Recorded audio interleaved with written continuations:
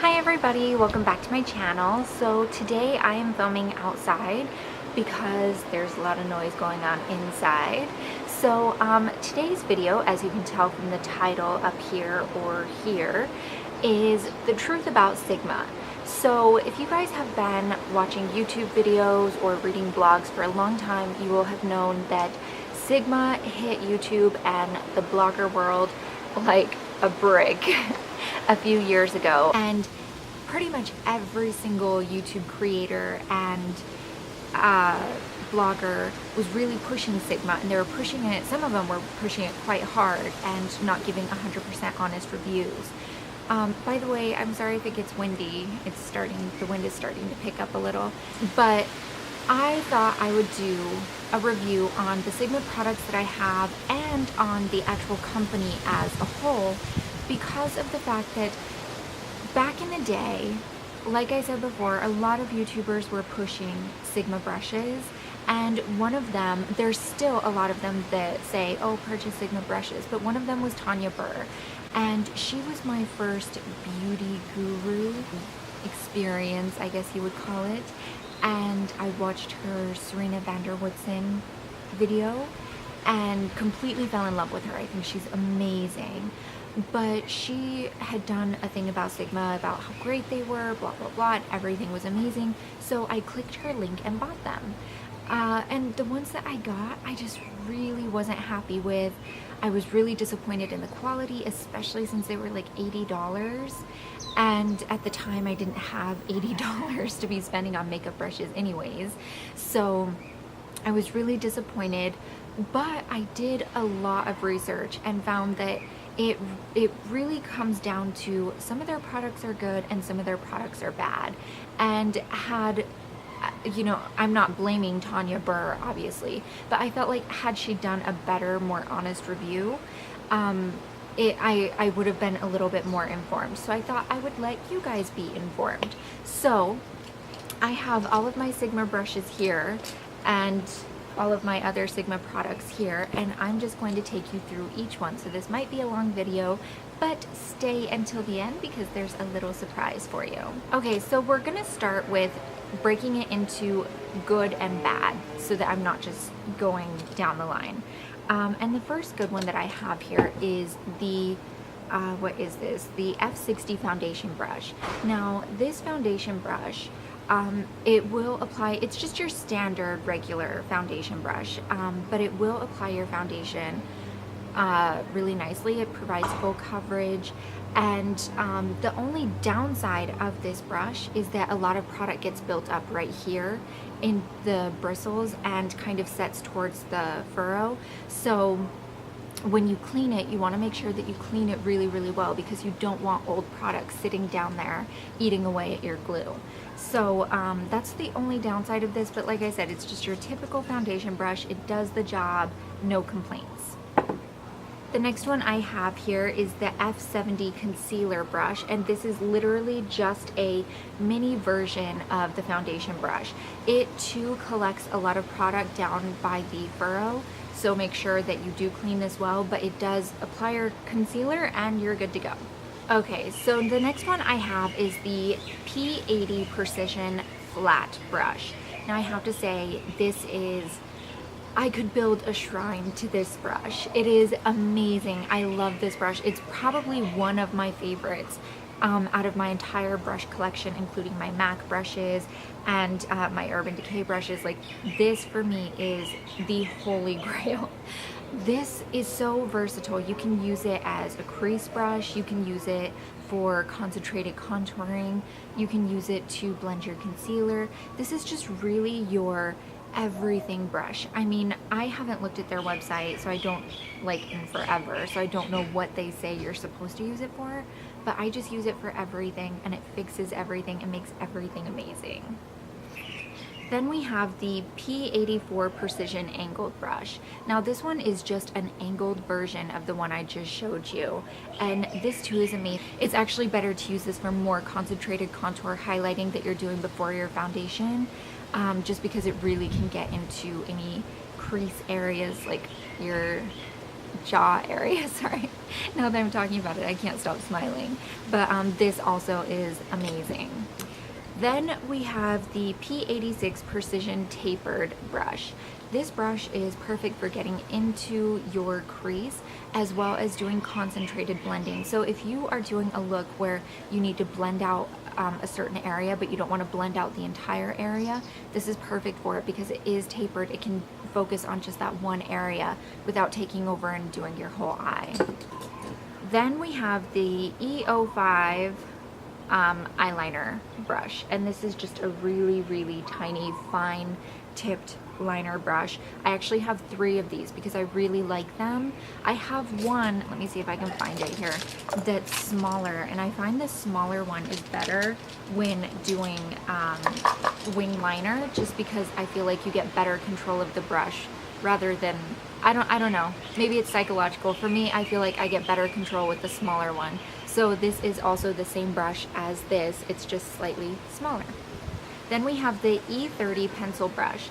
This brush is perfect for getting under your eyes, doing small details, going and smudging along your lash line. The only downside is that it is white, so you want to make sure if you're using this with darker colors, go ahead and wash it after each use. You don't have to do a full heavy duty wash, just use some MAC brush cleanser or just really any kind of brush cleanser, or you can go ahead and use a makeup wipe and just kind of swirl it on there because it will get colored forever if you don't. I've actually, I think, thrown out 3 of these because once they get dyed, they look dirty and you can't take them and use them on people and be like, oh no, don't worry, it's clean. Then we have the E60 large shader brush. This brush is perfect for your all over lid color. You can pack on really nicely because it's not fluffy, it's flat, and I mean like thickness wise, and it is slightly tapered, so when you can blend up into the crease with your all over color, it goes kind of feathered out, not so concentrated. Oh, hello, Louie. Please don't sit over there, sit right there. We now have the E70 medium angled shading brush. This is perfect for eye contouring. Getting that kind of perfect smoky eye without having a lot of makeup experience. So if you're a beginner, this is the brush for you. Because of the angle and the fluffiness of it, you're able to get into your crease and you can just kind of blend back and forth without losing your spot and dropping down. Because of the contour, it stays into your crease and gets the perfect smoky eye without too much experience. We then have the E55 eye shading brush. This is kind of like a flat stumpy brush, and I mostly use this for smudging or for applying like what product I'm using to create the smoky eye, the darker product, because it is smaller and you can use it to get into the smaller areas of your eye. Okay, so now we're moving on to the bad brushes, and the first one is the F30 large powder brush. This brush has been the bane of my existence since I got it. It still to this day bleeds. I've owned these brushes for over 2 years now, and I've washed them on a weekly basis, and still when I wash this brush it bleeds, and it drives me crazy because I don't want to use it on my face knowing that it's got like that dye up in there. Also, it sheds like crazy. I mean, I have dogs that don't shed as much as this. And you go and you put it on your face, and then you have to take tweezers and pick off these little tiny black hairs that make you look like you have a beard. Like I said, this is the bane of my existence. The next one is the F50 duo fiber brush. And this I feel like is just a waste. I mean, first of all, the brush isn't packed densely enough, so when you go to use it, this, by the way, would be used as like a stippling brush. So when you go to use it, you're supposed to be able to kind of pack on your foundation, stipple it on there. The problem is, when you're using it, the brushes are splaying out because it's not densely, tightly packed. So after you put your foundation on and you look in the mirror, you can see it's just patched on. A proper duo fiber brush, this is the MAC 130, looks like this. And then This is the MAC 180, which is more similar to this one because it has longer stippling hairs. Just got my hair on there. The difference though is this is really densely packed. It's really, really tight in there, whereas this one isn't. So I would totally skip this. This was a waste of money. Okay, then we have the P82 Precision Round Brush. This brush, I don't really understand the point of it because the tip is rounded. It's just like the ones that I was telling you about before that I love, the P80. But with this one, it's so tightly packed that a lot of product gets caught up in there, and I just don't understand why you would use this when you could use this one.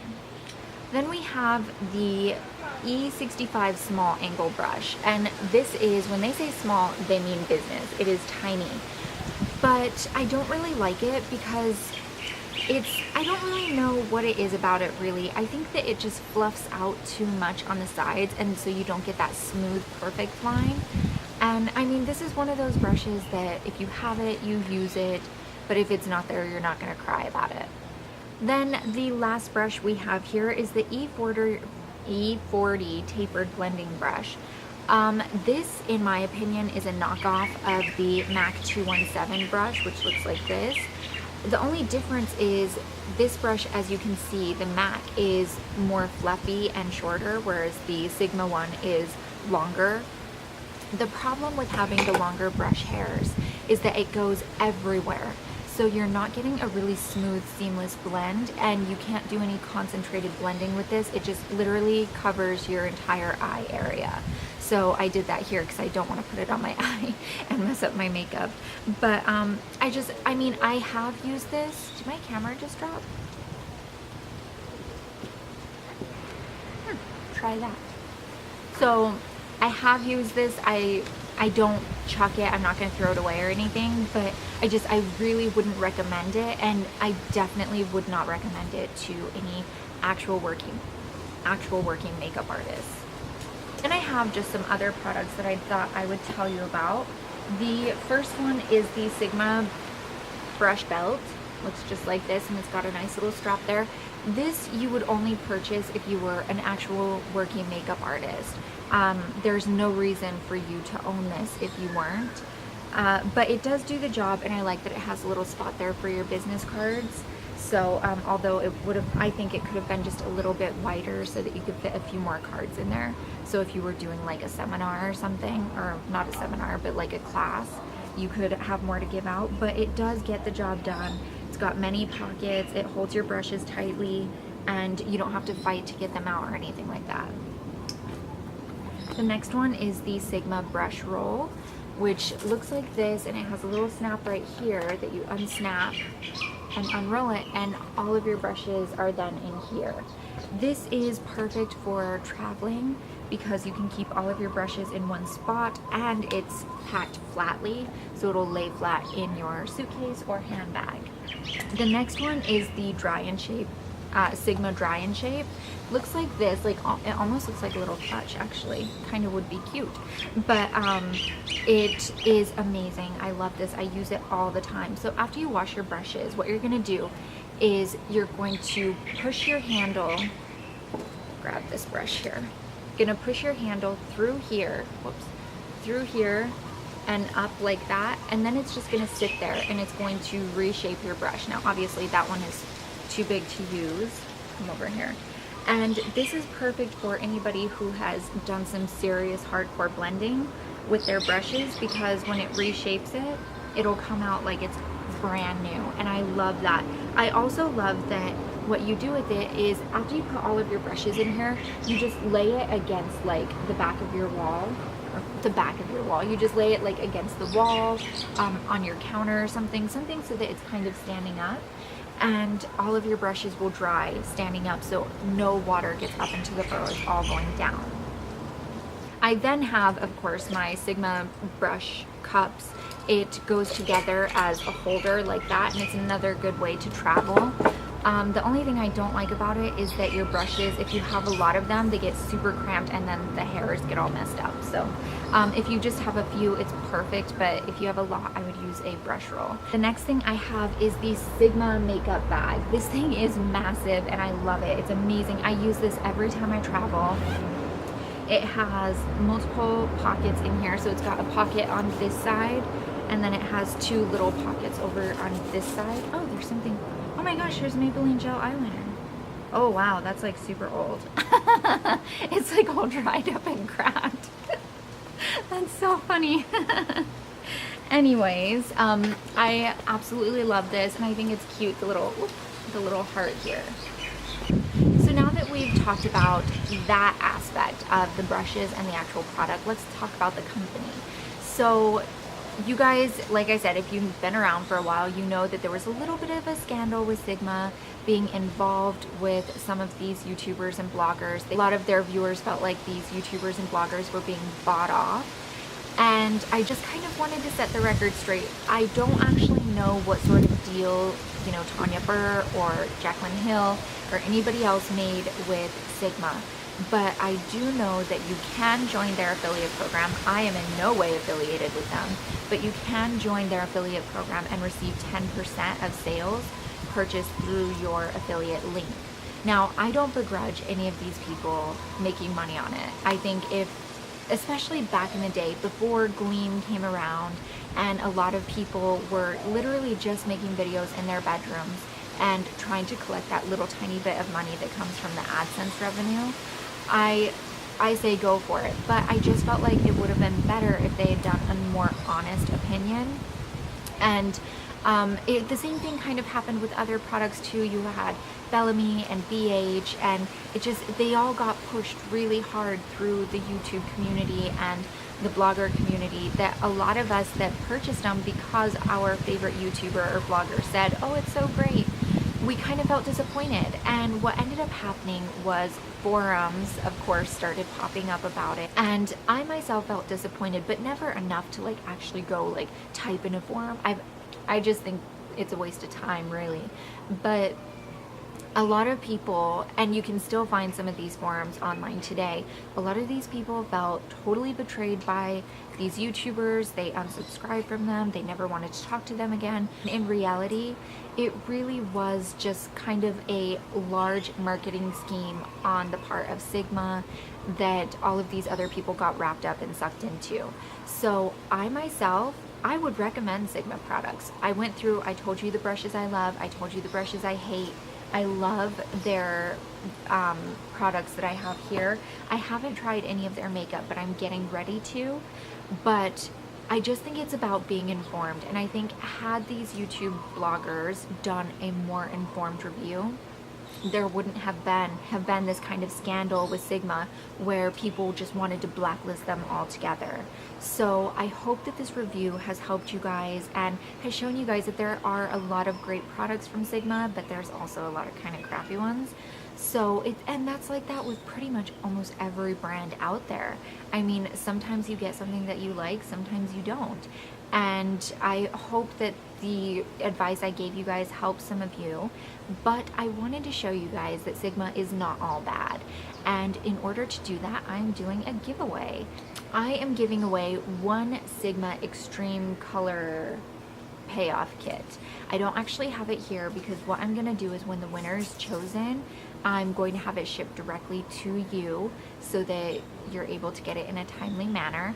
But also in this kit, let me just go there. In this kit, you get a lot of really great brushes. I actually want to get this for myself. You get the E20 short shader brush, and I'll have pictures right here. The E44 firm blender brush, the E57 firm shader brush, the E58 cream color brush, the E59 wide shader brush, and the E30 pencil brush. Now, one thing that I like about the pencil brush in this kit is it's not white. You won't have to worry about the brush getting dyed from all of your makeup colors. But I wanted to show you guys that Sigma is fine. They have some bad products, they have some good ones, and we can all move on. So in order to enter into this giveaway, you must subscribe to my channel, you must like this video, and you must leave a comment down below on your first YouTube beauty guru experience. I told you mine was Tanya Burr and the Serena Vanderwoodson. I think that was 2009. I can't really remember. It was so long ago. I can't remember what year it was, but it was back in the day. Maybe it was 2008. I don't know. It was a while ago. But so leave a comment saying what YouTuber you watched and what video it was. And then there's a couple of ways that you can earn extra entries. You can like my Facebook page, follow me on Twitter, follow me on Instagram, follow me on Tumblr, and follow my blog. All of those are linked down below, and the rules are written out down below as well. This ends August 1st, so the winner will be announced on August 1st. I hope you guys enjoyed this video, and I hope it was really helpful for some of you, and I will see you guys in my next one. Bye!